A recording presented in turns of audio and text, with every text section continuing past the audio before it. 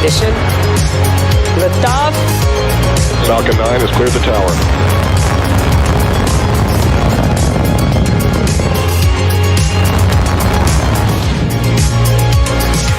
Ten, 9, 8. Side booster ignition. 6, 5, 4, 3, 2, 1.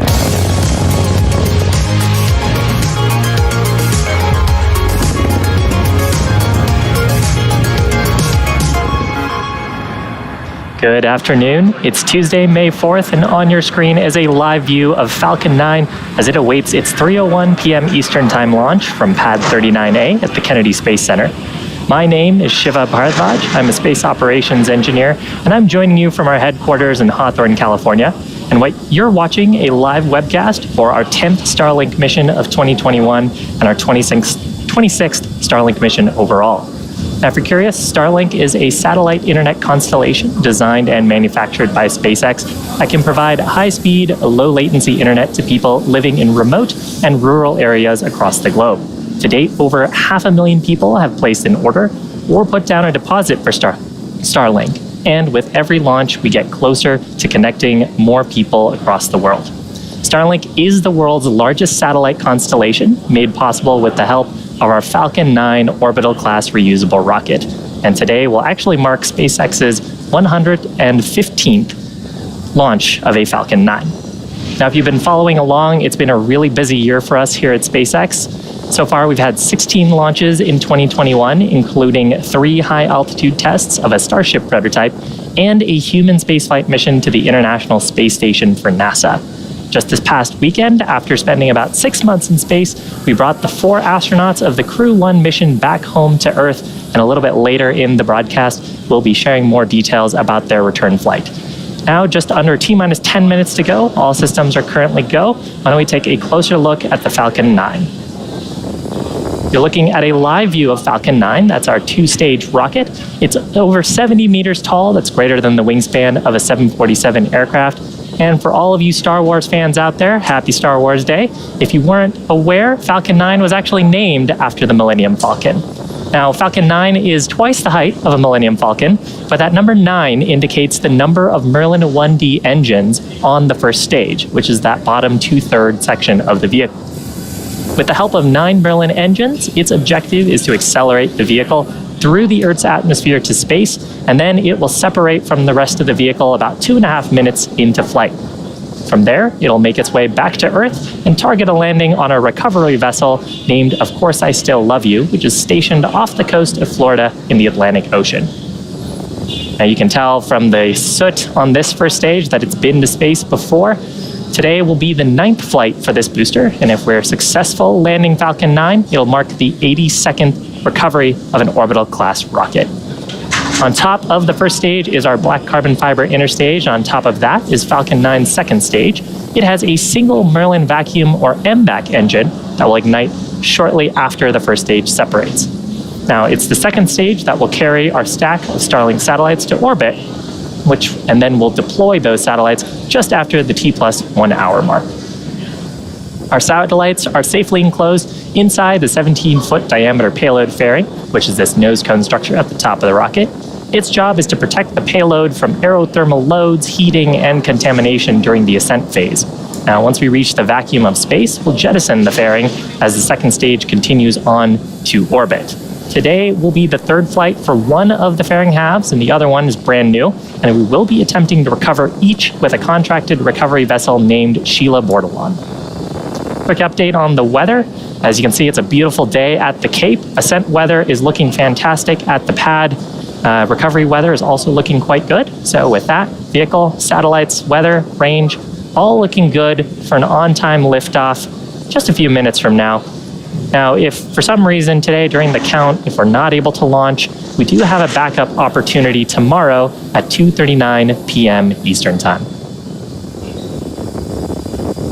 As I mentioned earlier, today we are launching from the historic Launch Pad 39A. This is the same launch pad responsible for sending NASA astronauts to the moon in the 1960s, and more recently, helping bring human spaceflight back to the United States after the conclusion of the Space Shuttle program in 2011. Less than 2 weeks ago, SpaceX launched its third human spaceflight mission with a flight-proven booster and Dragon spacecraft from this very pad. This time, we had 4 crew members on board. Those were NASA astronauts Shane Kimbrough and Megan MacArthur, European Space Agency astronaut Thomas Pesquet, and Japan Aerospace Exploration Agency astronaut Aki Hoshide. That was the start of the 6-month Crew 2 mission to the International Space Station. And just 8 days later, after spending 167 days in space, the Crew 1 astronauts returned to Earth on Sunday, May 2nd, making their journey the longest duration mission for a U.S. spacecraft since the final Skylab mission in 1974. With NASA astronauts Mike Hopkins, Victor Glover, and Shannon Walker aboard, as well as JAXA astronaut Soichi Noguchi, Dragon autonomously undocked from the International Space Station at 8:35 p.m. Eastern Daylight Time on Saturday, May 1st. The spacecraft performed a series of departure burns to move away from the orbiting laboratory. You can actually see here those Draco thrusters firing on the Dragon spacecraft. We spent a little bit of time in orbit, and then had an opportunity to come back to Earth. The spacecraft re-entered the Earth's atmosphere, deployed its 2 drogue chutes and 4 main chutes in preparation for a soft water landing, and upon splashdown, SpaceX quickly recovered Dragon from the water as well as the Crew 1 astronauts. Now, this was the first nighttime splashdown of a U.S. spacecraft with crew on board since Apollo 8 in 1968. Now, the crew, as you can see, were pretty happy, healthy, and really seemed to enjoy the ride aboard Dragon. It's been a fantastic couple of weeks for the human spaceflight program, and the team here at SpaceX is honored to have been a part of it. Now, we are just at T-minus 5 minutes away from liftoff.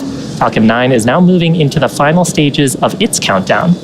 We're currently awaiting the transporter erector, or TE, retraction. The transporter erector is that structure, the white structure to the left of the vehicle.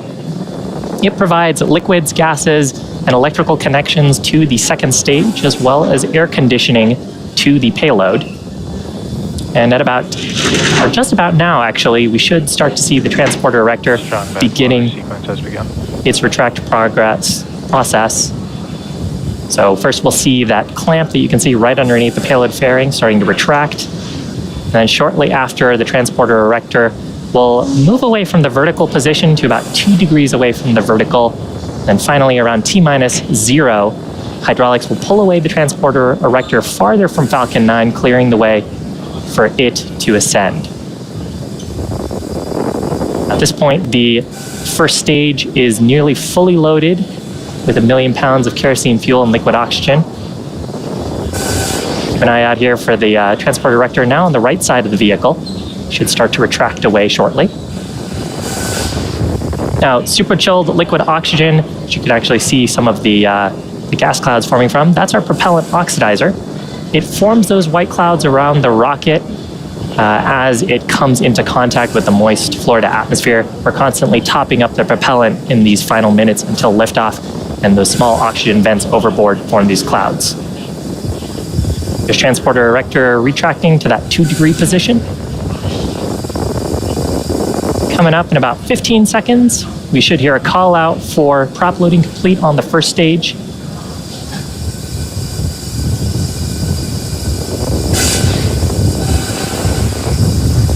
Strong bank lowers closed out.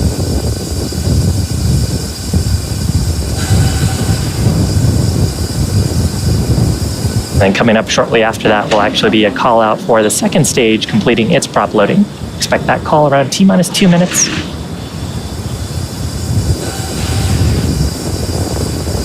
You can see a little bit of the wind there.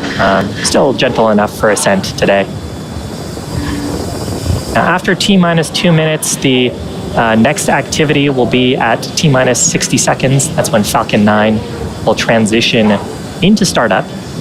That's when Falcon 9's internal flight computers will take over the countdown until essentially through the rest of the mission.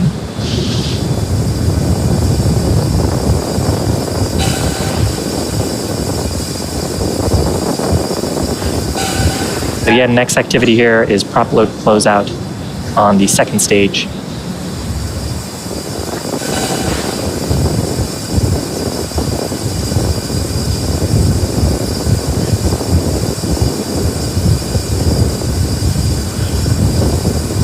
Locks and fuel load is complete. With that, Falcon 9, from a prop perspective, is ready to go.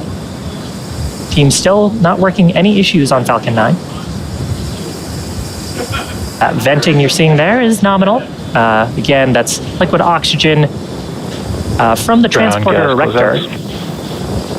In the lines in the transporter erector that we're venting, and as it comes into contact with the warm Florida atmosphere, turns into a gas and humidify and forms clouds with the humidity in Florida. Coming up, transition into startup. Shortly after, we'll hear the final poll from the launch director, giving their go for launch.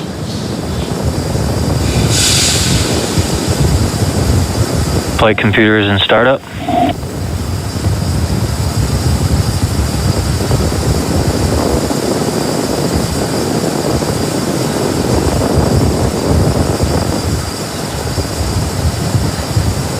Falcon 9, Starlink LD is go for launch. Fantastic news. So with that, launch teams in the vehicle looking healthy, ready to go for launch. T-minus 30 seconds to go. Why don't we listen in to the terminal count 30 seconds. for Falcon 9 taking our Starlinks to orbit.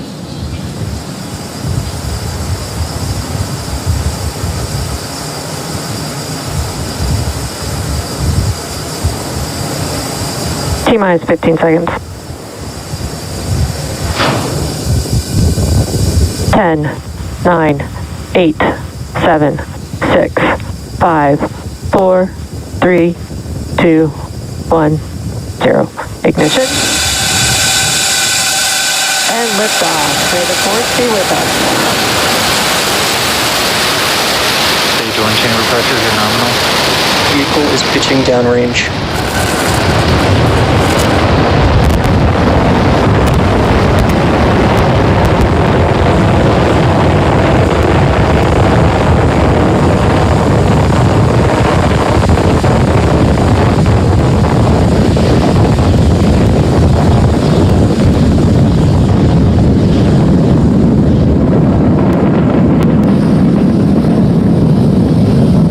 Plus 40 seconds into flight, Falcon 9 has successfully lifted off from our pad 39A at the Kennedy Space Center, carrying a stack of Starlink satellites into orbit.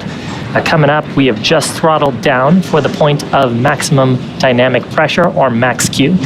That's when we experience the highest structural loads on the vehicle. That's from the combination of how fast we're moving through the Earth's atmosphere. Falcon 9 is supersonic. Increasing our velocity as the density of the atmosphere continues to decrease.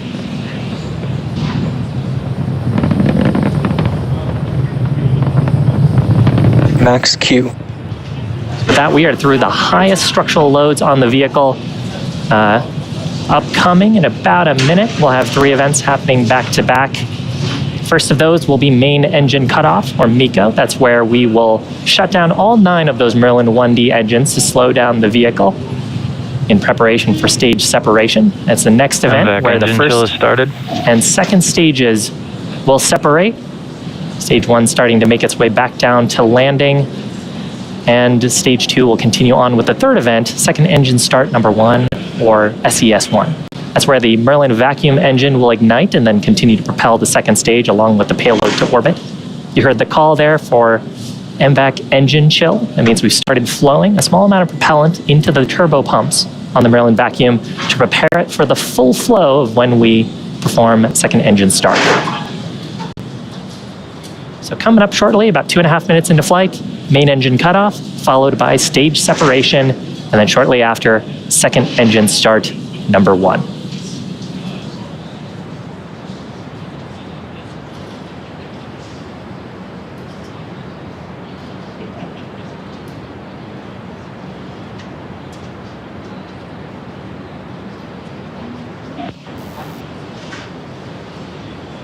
Stage separation confirmed.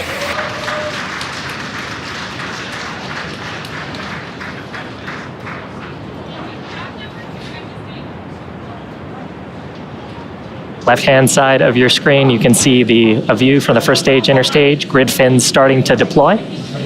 Second engine start complete on the right-hand side, that glow of the Merlin vacuum engine. Shortly, we'll see fairing deployment. Fairing separation confirmed. View from inside the fairing halves, you can see them separating away from the vehicle. Now, as a reminder, we will be recovering that. Oh, awesome. You can see a view there of one of the fairing halves from going on back to Earth for recovery. As a reminder, we will be attempting to recover both halves with a contracted vessel named Sheila Bordelon. First stage, left-hand side of your screen, grid fins are fully deployed at this point. Those periodic bursts of white gas that you see are from our attitude control system. So the attitude control system giving some small puffs of nitrogen gas, reorienting the stage to get the engines down and the heat shield down for its upcoming events. Second stage burn continuing to look nominal.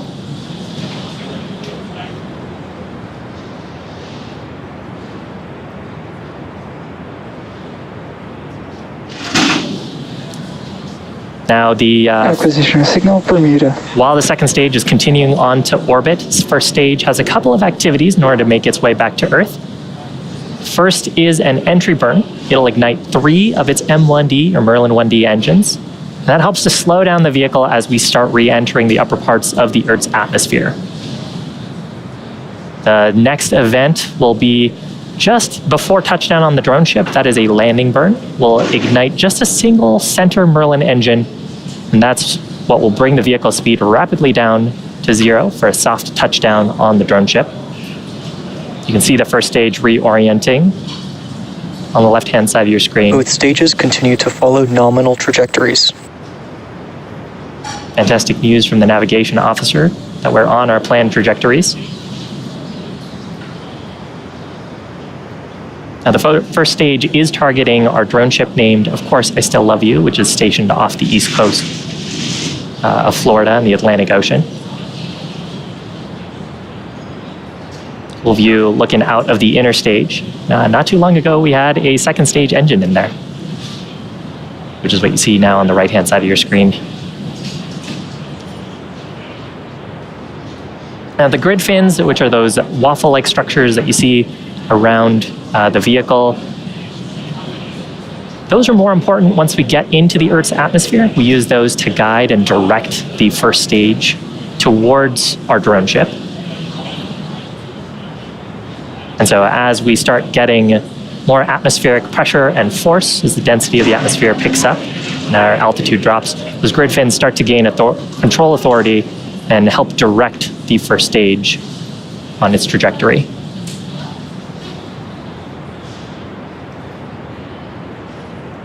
Coming up shortly, on the left-hand side of your screen, first stage entry burn. That burn expected to last about 20 seconds.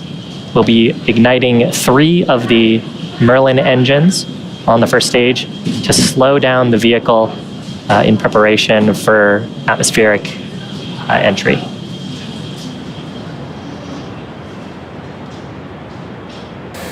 Stage 1 flight termination system has saved. Stage 1 entry burn startup. You can see the plume of the Merlin 1 engines getting pushed back from how fast the stage is moving, rapidly decelerating.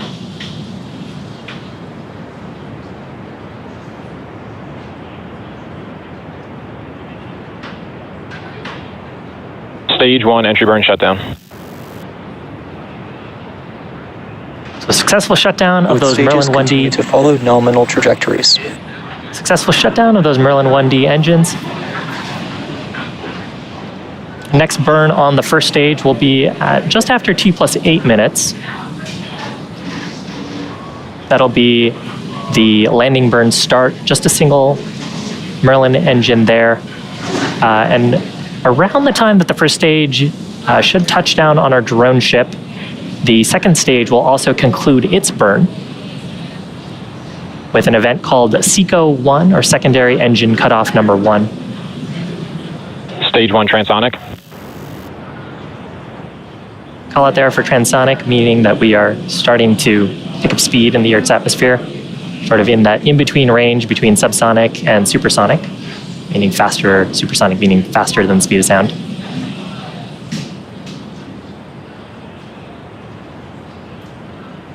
Some beautiful views Stage of... Stage 2 is in terminal guidance. planet Earth with our second stage Merlin vacuum engine on the right-hand side. Stage 1 landing burn. Startup of the landing burn. You can see the drone ship on our screen.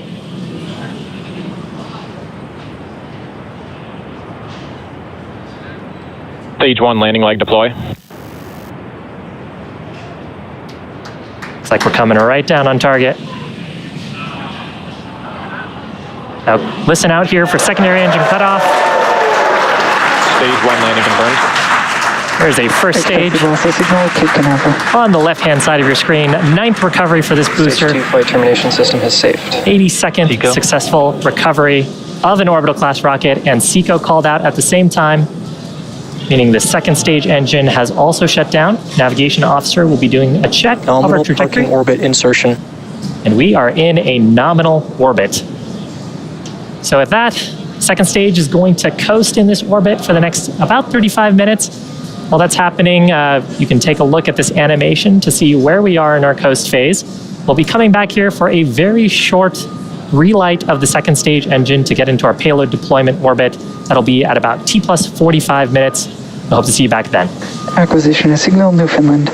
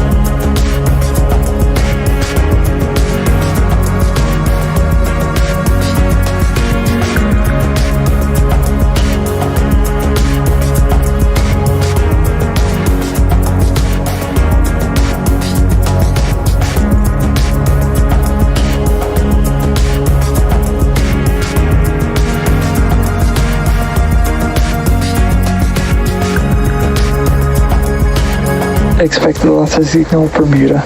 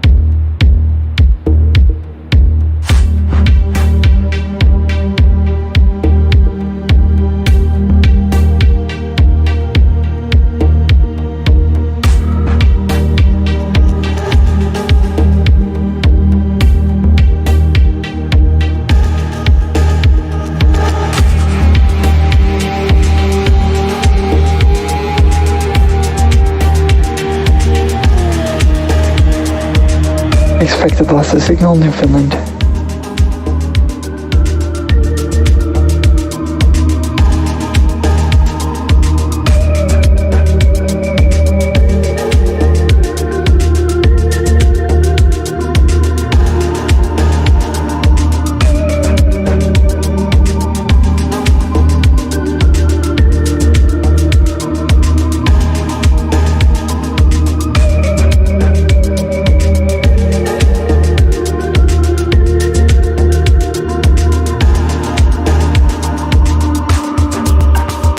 Acquisition of signal, Goonhilly.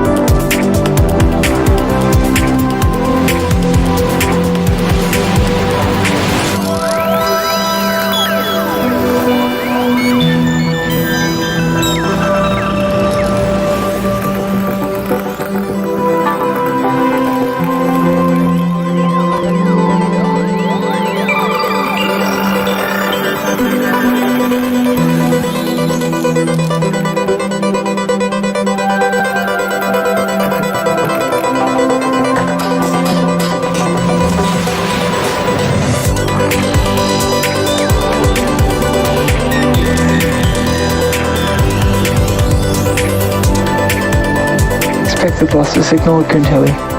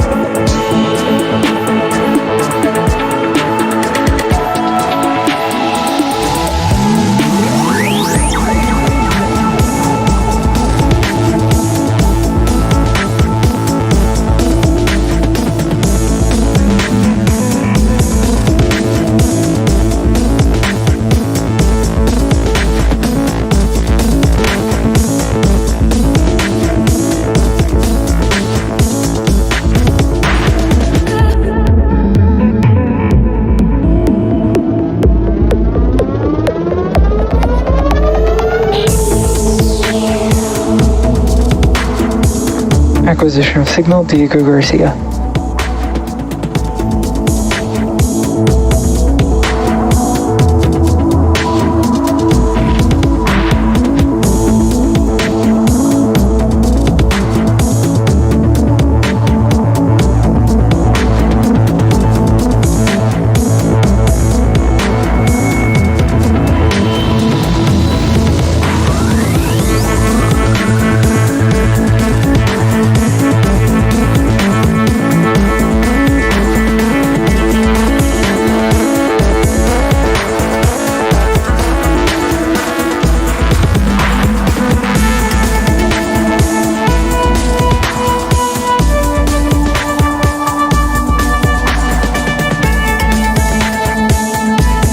MVAC engine chill.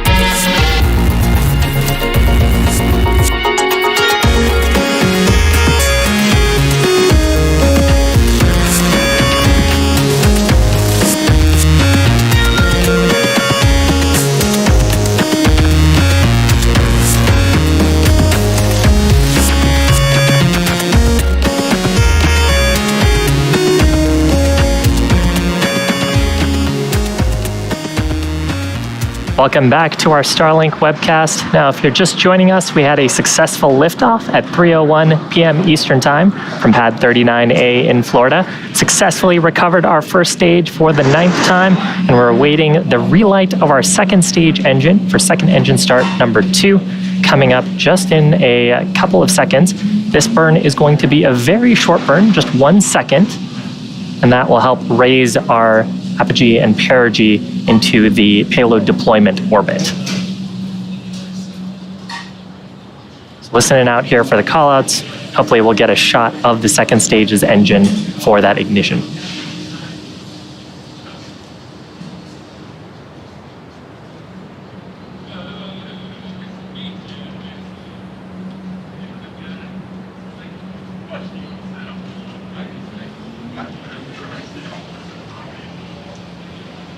Short pulse you can see on your screen there. Second engine start number 2 and SECO 2. Navigation officer will see how our orbit ended up. Nominal payload deploy orbit insertion. Fantastic. So with that, we have another 15 minutes or so to this coast phase before we deploy our Starlink satellites into orbit. Now, during this 15-minute period, the second stage will begin a small spin along its central axis. That's to give those Starlink satellites enough momentum to space themselves out shortly after payload deployment. So while we're getting ready for payload deploy, sit back, enjoy the space tunes, and we'll see you back here at T+1 hour and 3 minutes, 30 seconds for payload deployment.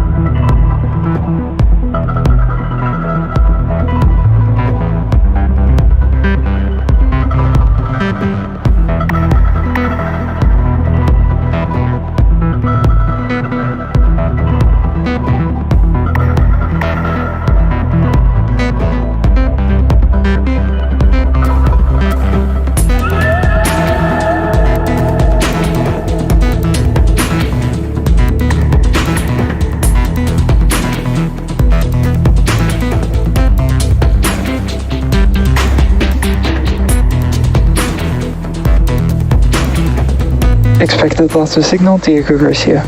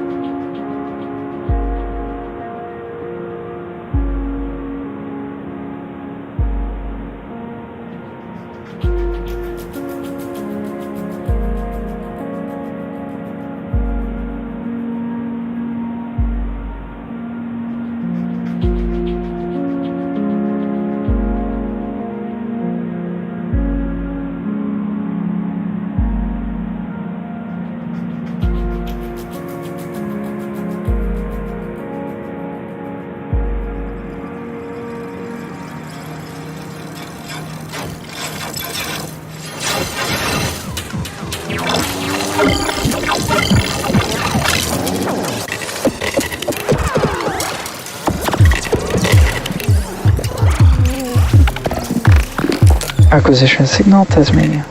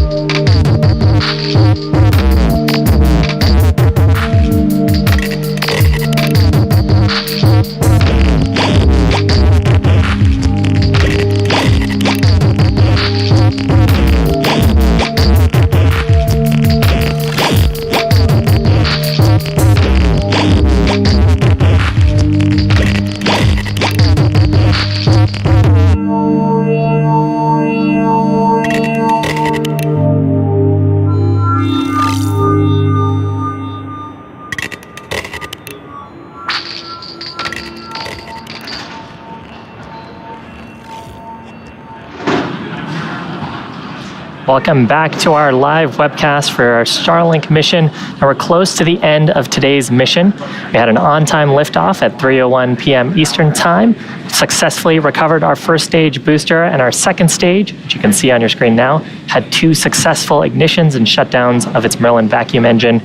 Coming up shortly, we'll see payload deployment of the Starlink satellites. Now, during the 15 minutes since our last burn, the second stage has picked up a small rotation intentionally to help us separate out the satellites after payload deployment. And once the satellites have separated from the spacecraft, they will continue on with the rest of their mission, ultimately ending up in an operational orbit about 550 kilometers above the Earth. Fantastic shot of the payload separating away with the horizon of planet Earth. So shortly from here, the Starlink satellites will deploy their solar arrays, and then over the next few days and weeks, they'll use their onboard ion thrusters to make their way into an operational orbit. And that's going to bring our webcast coverage to a close. We want to give a big thanks to the Range and the Federal Aviation Administration for supporting today's mission. Now, if you're interested in Starlink service, head on over to starlink.com to find out more details. Thank you so much for joining us, and may the 4th be with you.